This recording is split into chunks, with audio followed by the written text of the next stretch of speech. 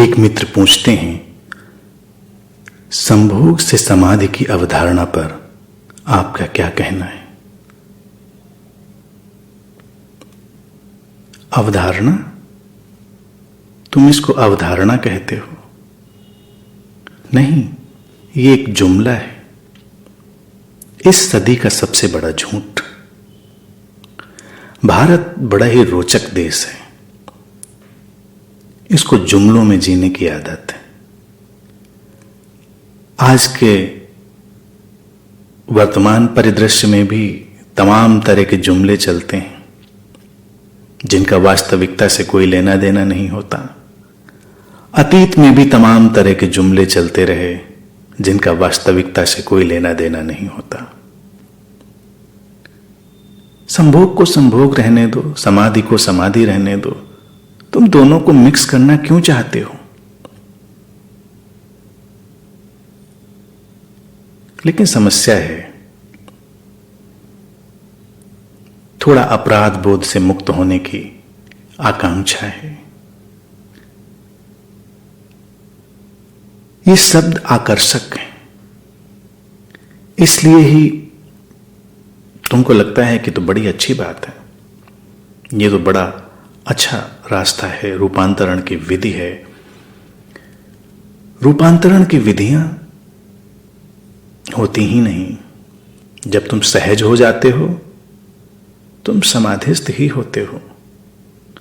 वो संभोग हो, तुम्हारा एक गिलास पानी पीना हो, भोजन करना हो, तुम्हारा चलना हो, उठना बैठना सोना कुछ भी हो, अगर तुम सहज हो जाते हो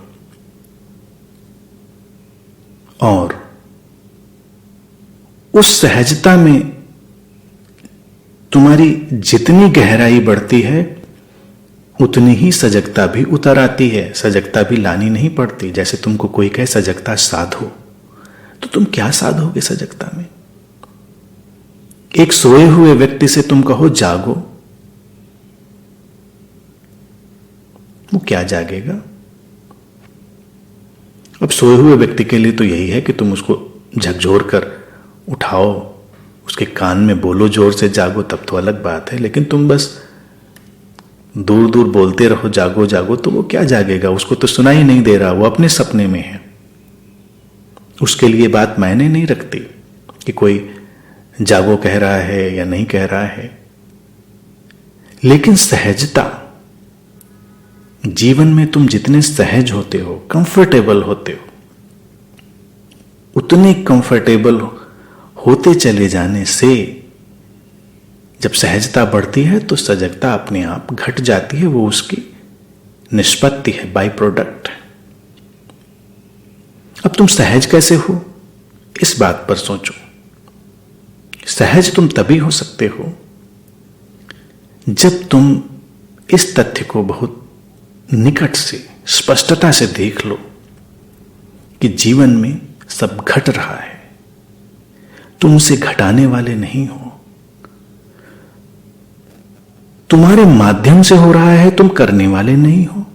तुम करता नहीं हो, तुम नॉन डूअर हो, अकर्ता हो। और तुम नहीं हो तो कोई भी नहीं है, सबके माध्यम से घट रहा है। अब संभोग घटता है तो वो घटता है, वो क्रिया नहीं है, करने की बात नहीं। घटा तो घटा, नहीं घटा तो नहीं घटा। समाधि घटी तो घटी, नहीं घटी तो नहीं घटी। तुम समाधि को घटा नहीं सकते। अगर वो क्रिया है तुम उसे कर सकते हो तो तुम्हारे ही मन के क्षेत्र में होगी, तुम्हारी क्रियाओं के क्षेत्र में होगी, जो बड़े सरलता से नष्ट हो जाएगी। और जो तुम्हारे करने के क्षेत्र से बाहर है वही दिव्य है। समाधि उसी को कहते हैं। लेकिन करने का क्षेत्र और न करने का क्षेत्र कहां पर शुरू होता है, कहां पर खत्म होता है, यह भी रोचक विषय है। मौलिक रूप से गहराई में तो तुम्हारे करने के लिए कुछ भी नहीं है, तुम पूरी तरह अकर्ता ही हो। लेकिन एक नेचुरल हिप्नोसिस है, एक नैसर्गिक सम्मोहन है जो तुमको करने का भाव देता है। तुमको लगता है कि जैसे तुम्हारे पास स्वतंत्र इच्छा शक्ति है, एक फ्री विल है, और वो है एक अर्थ में कि तुम जो चाहो करो, लेकिन उस करने के पीछे भी बहुत सारी ऐसी स्थितियां हैं जो तुमको करने के लिए प्रेरित करती हैं।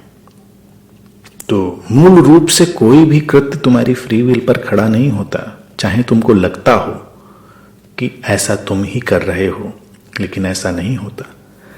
जैसे भगवान बुद्ध हमेशा कहते थे, और इस बात को मैं भी हमेशा रिपीट करता हूं, events happen, deeds are done, consequences happen, but there is no personal doer of any deed। यानी कि घटनाएं घट रही हैं, परिस्थितियां बन रही हैं, और करने वाला व्यक्तिगत कर्ता कोई नहीं। यही स्थिति है। तो निसर्ग ने, प्रकृति ने तुम्हें काम भावना दी, उससे संभोग घटता है, तुम्हारे किए नहीं आता। और तुम देखो कि वो कितना केमिकल हार्मोनल है। जब वो खास किस्म के हार्मोन और वो केमिकल, वो रसायन तुम्हारे भीतर दौड़ते हैं तो तुम्हारे भीतर काम वासना भर जाती। और काम वासना का तल, उसकी फ्रिक्वेंसी, उसकी इंटेंसिटी हर व्यक्ति की अलग अलग होती है, क्योंकि हर व्यक्ति की शरीर मन की संरचना, उसकी जेनेटिक स्ट्रक्चर, उसकी कंडीशनिंग, समाज की व्यवस्था की सब अलग अलग है। तो चूंकि हर व्यक्ति की मनोशारीरिक रचना अलग है, उसकी जेनेटिक रचना अलग है, तो उसके अंदर ये काम वासना की जो तीव्रता है और उसकी भावना है वो भी अलग अलग है, एक जैसी नहीं होती। और यही टकराव है। इस भावना का जो लोगों में संघर्ष है वो यही है कि सब में अलग अलग है, और अलग अलग व्यवहार ही लोग करेंगे, इसमें एक जैसा व्यवहार नहीं करेंगे। प्रकृति ने वो रसायन, वो हार्मोन दिए तो काम वासना घटती है, और वही जब एक खास अवस्था में होते हैं तो संभोग भी घटता है।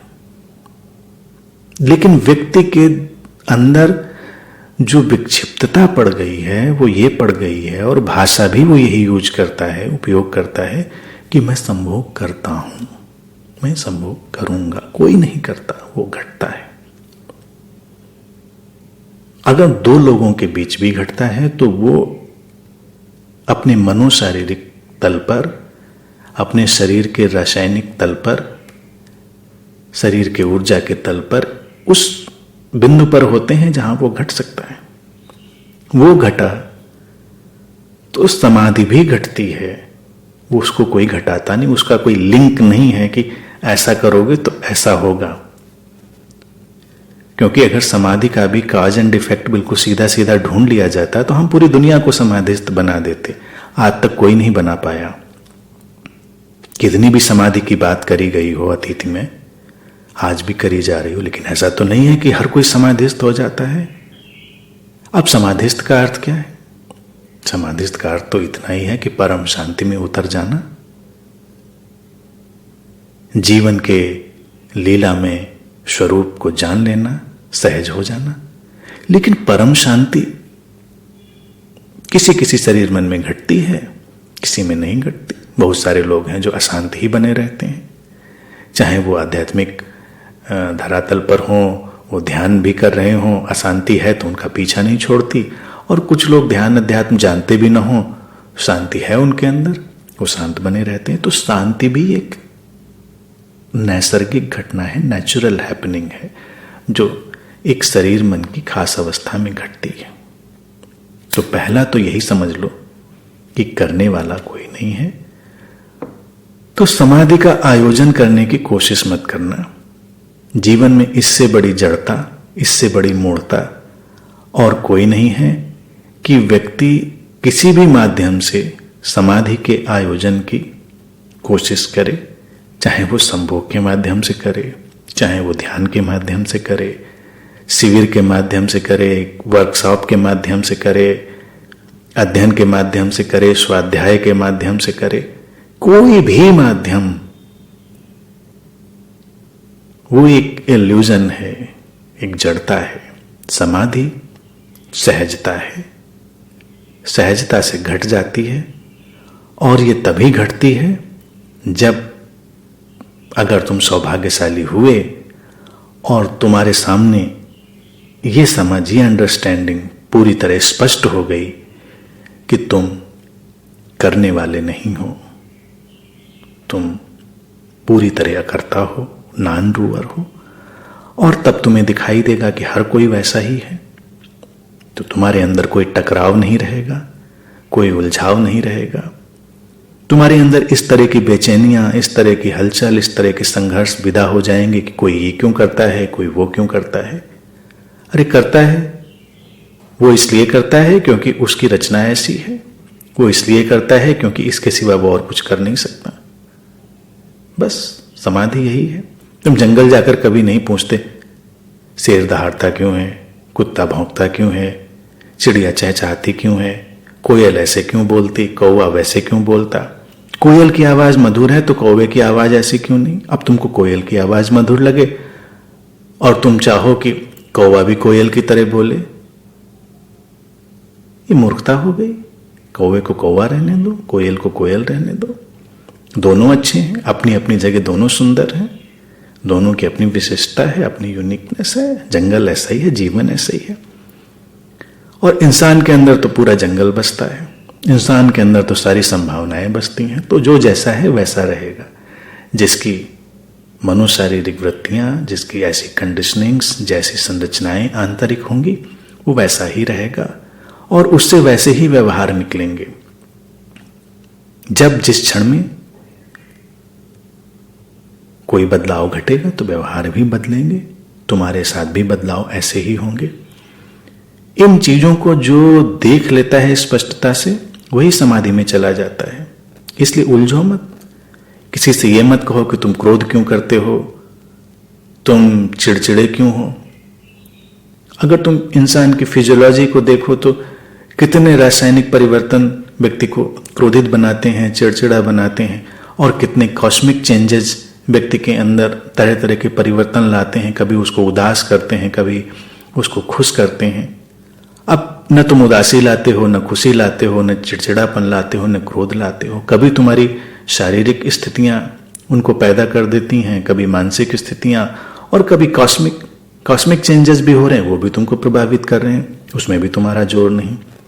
इस कॉस्मॉस में, ब्रह्मांड में इतनी घटनाएं घट रही हैं, इतने इलेक्ट्रोमैग्नेटिक, कई बार साइक्लोन चलते हैं, स्टॉर्म चलते हैं, वो प्रभावित करते हैं।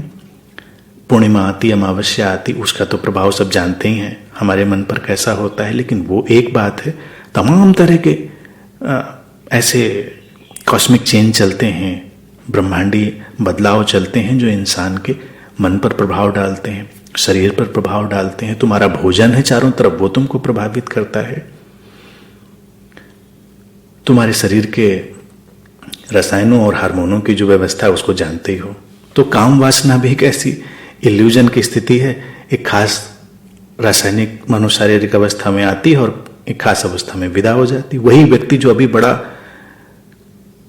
कामुक दिखाई दे रहा होगा, उसी के अंदर एक खास किस्म का बदलाव आया उसके शरीर के तल पर, मन के तल पर, और वो चीज विदा हो गई। तब वो संभोग से समाधि की बात भी नहीं सुनना चाहता, उसको उसमें कोई रुचि नहीं, क्योंकि उसको एक बात में रुचि नहीं तो दूसरी बात में भी रुचि नहीं रह गई। ये जुमले हैं जो अध्यात्म जगत को कई बार आकर्षक बनाने के लिए इस्तेमाल किए जाते रहे। उन जुमलों में मत पड़ो। जीवन को स्पष्टता से देखो, सहजता से देखो। जो घट रहा है उसको घटने दो और अपनी शांति और दूसरे की शांति का ख्याल रखो। बस।